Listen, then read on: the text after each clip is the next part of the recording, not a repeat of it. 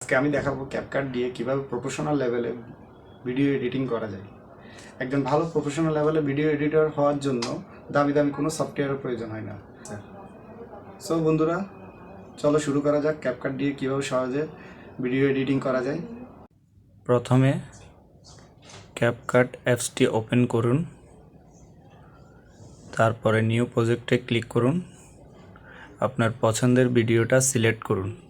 Select করার পর add অপশনে ক্লিক করুন। অ্যাড অপশনে ক্লিক করার পর টাইমলাইন শো করবে। টাইমলাইন শো করার পর ভিডিওর যে সকল অংশ আপনার প্রয়োজন নেই সেই সকল অংশগুলো আপনি দেখে দেখে স্ক্রিপ্ট করে করে কেটে বাদ দিয়ে দিবেন।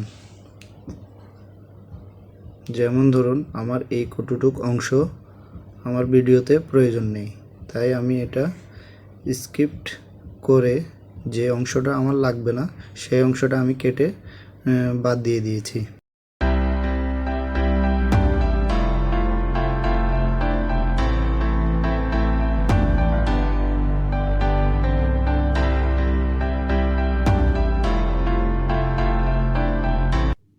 তারপরে ব্যাকগ্রাউন্ডে মিউজিক অ্যাড করার জন্য অডিওতে ক্লিক করে সাউন্ডে ক্লিক করুন।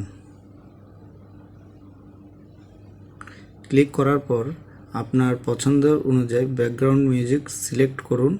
আপনি আপনার গ্যালারি থেকেও সিলেক্ট করতে পারেন, আবার আপনি ওই ক্যাপকাটের ফ্রি কিছু মিউজিক থাকবে সেগুলোও সিলেক্ট করতে পারুন। মিউজিকের যেটুকু অংশ আমার প্রয়োজন নেই আমি কেটে বাদ দিয়ে দিয়েছিলাম। টেক্সট অ্যাড করার জন্য টেক্সটে ক্লিক করুন, তারপর অ্যাড টেক্সটে ক্লিক করুন। তারপরে আপনার প্রয়োজন অনুযায়ী আপনি কি লিখবেন তা লিখে ফেলুন।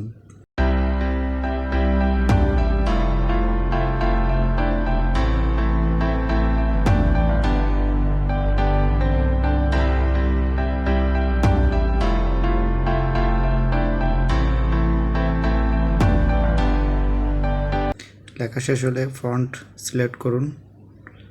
আমার পছন্দ অনুযায়ী আমি এই ফন্টটা সিলেক্ট করলাম। তারপরে ইফেক্টে ক্লিক করলাম। ইফেক্টে ক্লিক করে এই ইফেক্টটা আমি সিলেক্ট করে নেব।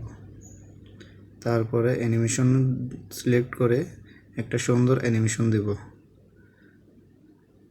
এই অ্যানিমেশনটা আমার ভালো লেগেছে তাই আমি এটা সিলেক্ট করে দেব। অ্যানিমেশন সিলেক্ট করার পর টিক চিহ্নে ক্লিক করে দেব। তারপরে লেখাটা আমার যে পজিশনে বসানো দরকার আমি সেই পজিশন অনুযায়ী বসিয়ে নেব।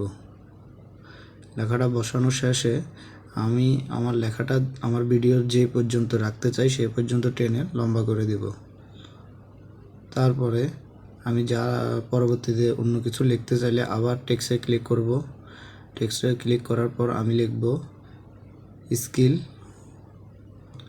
স্কিলটা লিখে আমি একটা সুন্দর ফন্ট সিলেক্ট করব। ফন্ট সিলেক্ট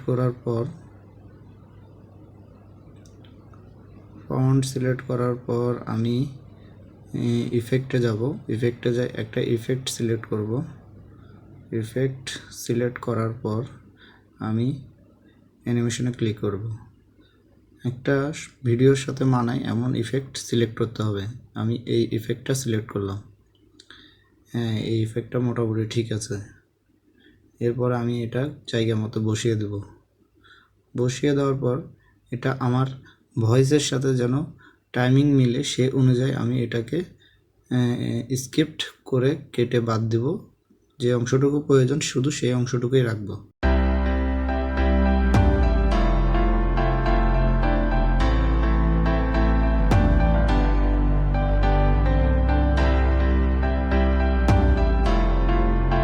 আবার এড টেক্সটে ক্লিক করে বাকি লেখাটুকু লিখে শেষ করব।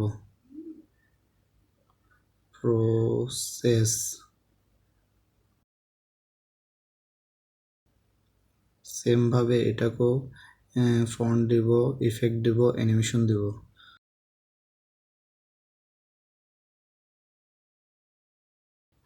লেখাটা যে পজিশনাল প্রয়োজন সেই পজিশনে বসিয়ে দেব।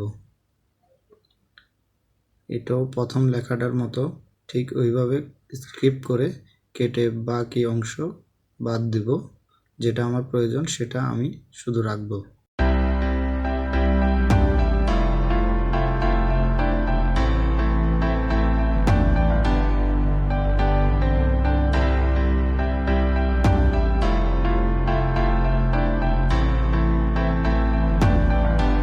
তারপর আবার আমি টেক্সটে ক্লিক করে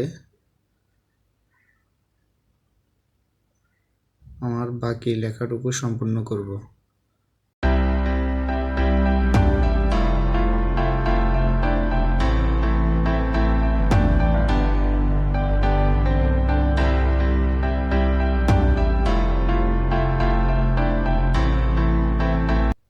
এই পজিশনে রাখলে মোটামুটি ঠিক আছে।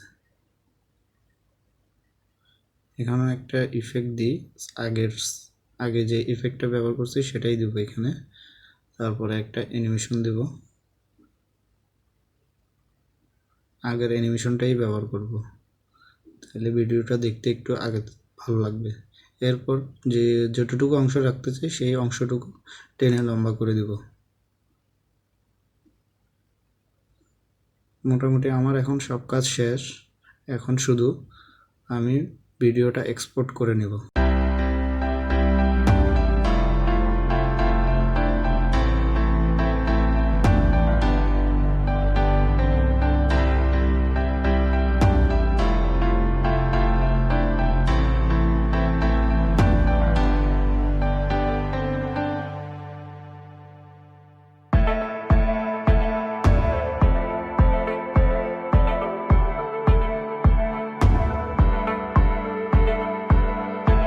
আমার ভিডিওটা 100% কমপ্লিট হয়ে গেছে। এখন আমি শুধু ডান অপশনে ক্লিক করে দিব, বাস আমার কাজ শেষ। অনেকে ভাবেন ভিডিও এডিটিং করার জন্য অনেক বড় বড় সফটওয়্যার প্রয়োজন হয়, কিন্তু না, অনেক বড় বড় সফটওয়্যার প্রয়োজন হয় না। ভিডিও এডিটিং করার জন্য স্কিল অ্যান্ড প্রসেসই যথেষ্ট। আজকে আমি ক্যাপকাট দিয়ে দেখাবো কীভাবে সহজ। এই ভিডিওটা যদি আপনাদের কোনো উপকার এসে থাকে তাহলে একটি লাইক দিন। ক্যাপকাট ও ভিডিও এডিটিং নিয়ে আরও নতুন নতুন টিপস পেতে হলে চ্যানেলটি